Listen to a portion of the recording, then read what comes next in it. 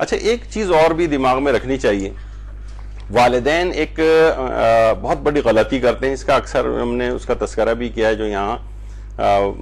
جو اولاد کی تربیت کے لحاظ سے دروس ہوئے تھے. والدین اولاد کو اپنی خدمت کا عادی بنائیں. ہمیں معاشرے میں بالکل اس کے برخلاف نظر آ رہا ہے. والدین اپنے سارے کام خود کرتے ہیں، خود اپنے آپ کو زحمت میں ڈال رہے ہوتے ہیں، یعنی اپنے تئیں وہ بڑی فخریہ کہہ رہے ہوتے ہیں، ہم کسی کے محتاج نہیں ہیں، ہم کسی سے کوئی ہیلپ نہیں لیں گے، ہم مثلا ممکن ہے کہیں کسی سے کوئی پیسہ نہیں لیں گے، ان سے کوئی خدمت نہیں لیں گے. نہیں، اس سے بہت بڑا ایک نقصان یہ ہوتا ہے، یعنی بچپن ہی سے اس کو اولاد کو اپنی جسمانی خدمت کا بھی عادی بنائیں، مالی لحاظ سے بھی ایک لحاظ سے عادی بنانا چاہیے، تاکہ وہ بچہ جب بڑا ہونے لگے گا کمانے لگے گا تو جب سے ہی وہ والدین کو ہمارے ساتھ حج پہ ایک بزرگ تھے جو میرا خیال ہے ایسی کوئی انہوں نے شاید 25-30 حج جو ہے کر لیے تھے، وہ خود بتا رہے تھے کہ اگرچہ میرے پاس پیسے ہوتے ہیں لیکن میں نے جو ان کے کئی بیٹے ہیں ان میں سے ہر ایک کی ذمہ داری لگائی ہوئی کہ اس سال یہ والے حج کے اخراجات دے گا، اس سے اگلے سال وہ دے گا، اس طرح ہر ایک کی 3-4 سال بعد باری آ جاتی ہے. وہ کہتے ہیں کہ میرا حق بنتا ہے، یعنی میں باپ ہوں، میں نے پوری زندگی ان کو بڑا کر کے اور ان تمام چیزوں کے اوپر ان کو آج یہ صاحب حیثیت ہو گئے، تو اب میرا حق بنتا ہے اگرچہ میرے پاس پیسے ہیں لیکن میں یہ والی خدمت ان سے لیتا ہوں. والدین کو اس لحاظ سے بھی چاہیے دیکھیے کہ وہ مثلا اگر خود بھی اٹھ کر پانی پی سکتے ہیں لیکن اولاد سے کہیں کہ تم مجھے پانی پلاؤ، چاہے پاؤں میں ان کے درد ہو رہا نہیں ہو رہا، اپنی ٹانگیں ان سے دبوائیں، یعنی شروع سے عادی بنوائیں ان کو. اپنی اولادوں کو والدین کی جو خدمت کے فضائل ہیں، روایات ہیں، احادیث ہیں، قرآنی آیات ہیں، بچپن سے رٹوا دیں ان کو. یہ ساری زندگی رٹی تو رہا ہوتا ہے، بابا بلیک شیپ پر کون سی چیزیں جو اس کو بیٹھ کے یاد کروا رہے ہیں، وہ یاد کر ہی تو رہا ہے بالآخر وہ. تو یہ حدیثیں کیوں نہیں یاد کر سکتا، یہ قرآنی آیات کیوں نہیں یاد کر سکتا، ساری زندگی اس کے کام آئیں گی. ایسے واقعات اس کو چن کے ڈھونڈ کے لا کر اسے بتائیں جو والدین کی خدمت کے اعتبار سے ہیں. بچے کا دماغ کورے کاغذ کی طرح سے یہ ثبت ہو جائے گا اور اس کو تمام مقام عمل میں چیزیں یاد آئیں گی، وہ حدیثیں یاد آئیں گی، وہ قرآنی آیات یاد آئیں گی، وہ واقعات یاد آئیں گے جو والدین کی خدمت سے متعلق ہیں. ہم دیکھتے ہیں کہ والدین عام طور پر یہ سب کام اپنے خود کر رہے ہوتے ہیں شروع سے. اچھا اور بھی اس میں یہ باتیں بھی تھیں کہ گھر کی اور چیزوں کا بھی اسے عادی بنائیں. مثلا ماں اکثر کہہ رہی ہوتی ہیں دیکھو یہ گھر کے مثلا کوئی خاتون بچی ہے کام نہیں کرتی ہے فلاں چیز نہیں، کیونکہ آپ نے اس کو شروع سے عادی نہیں بنایا اور بعد میں اس سے جو تقاضا کرنا شروع کیا. گھر میں ہو شروع سے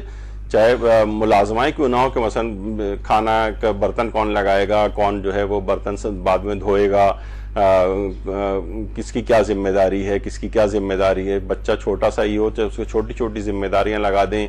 کہ گیس کا بل تم جمع کرا کے آؤ گے فلاں چیز. اب تو بجلی کا بل تو خیر اتنی بڑی رقم دے کے اسے نہیں بھیجا جا سکتا آج کل، لیکن یہ بہرحال لے کے اور بھی اس طرح کی کوئی چھوٹی موٹی چیزیں، یعنی کچھ نہ کچھ اس کے ذمہ داریاں اس کو جو ہے وہ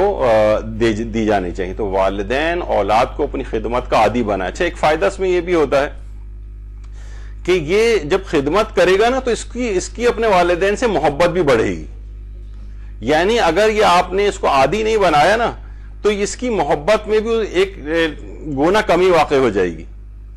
اب جو ہے مثلا روزانہ مثلا باپ کوئی دوا کھاتا ہے، اپنے بچے کی ذمہ داری لگا دے کہ تم جو ہے نا یہ رات کے وقت کی جس وقت میں دوا کھا رہا ہوں تو وہ دوا تم اس ٹائم پہ مجھے لا کے دو گے.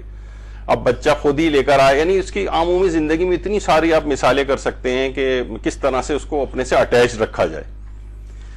تو یہ بہرحال یہاں پہ تو ہمیں الٹا نظر آتا ہے. ایک 70-75 سال کے ایک بزرگ نے خود مجھ سے کہا کہ میرا بیٹا مجھ سے کہتا ہے ابا ذرا چائے تو بنا کے لے کے آئیے گا میرے لیے. یعنی ان کی خدمت کرنے کے بجائے ان بوڑھوں سے جو ہے وہ خدمت لی جا رہی ہوتی ہے. تو بہرحال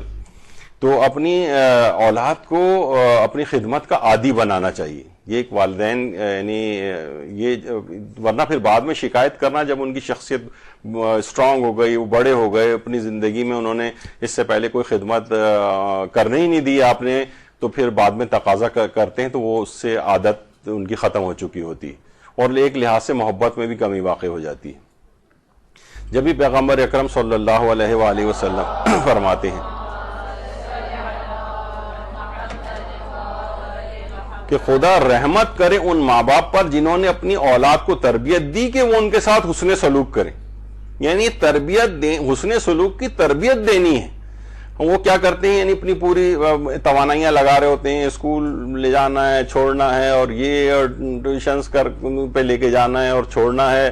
اور کھانے پینے کے انتظامات, جسمانی نشو و نما, یعنی ان کی ویسی تربیت نہیں کی کہ جس کے نتیجے میں وہ ان سے حسن سلوک کریں. نہ ان کو حدیثیں یاد کرائیں, نہ ان کو کوئی واقعات بتائے, نہ یعنی اس لحاظ سے ان کی تربیت نہیں کی. تو حسن سلوک انجام دینے کی تربیت کرنا ہے. تو بہرحال ایک ہی چیز یہ ہے اس میں,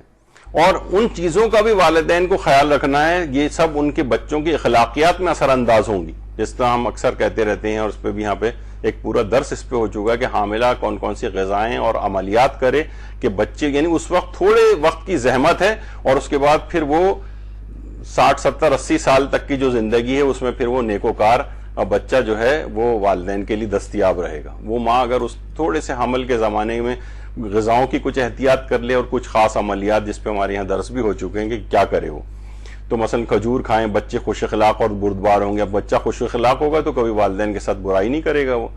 بہی دانہ کھائیں کہ بچے خوش اخلاق ہوں, خربوزہ کھائیں خوبصورت اور خوش اخلاق ہوں, با اخلاق اور خوبصورت بچہ پیدا کرنے, عورت ناشپاتی کھائیں. یعنی دیکھا جائے تو ایک آدھ چیز بھی بتائی جا سکتی تھی, لیکن خوش اخلاقی کرنے والی, اچھا خوش اخلاقی سے مراد صرف بہت میٹھے بولنے والے افراد نہیں ہوتے, بلکہ اچھا اخلاق, یہ خود 10-12 چیزیں اس کے اندر شامل ہو جاتی ہیں, اور بہت ساری برائیاں اس میں سے نکل جاتی ہیں. تو خود بخود وہ ایک نیکوکار بچہ جو ہے وہ سامنے آتا ہے, وہی بچہ جو ہے جوان بنتا ہے. تو بہرحال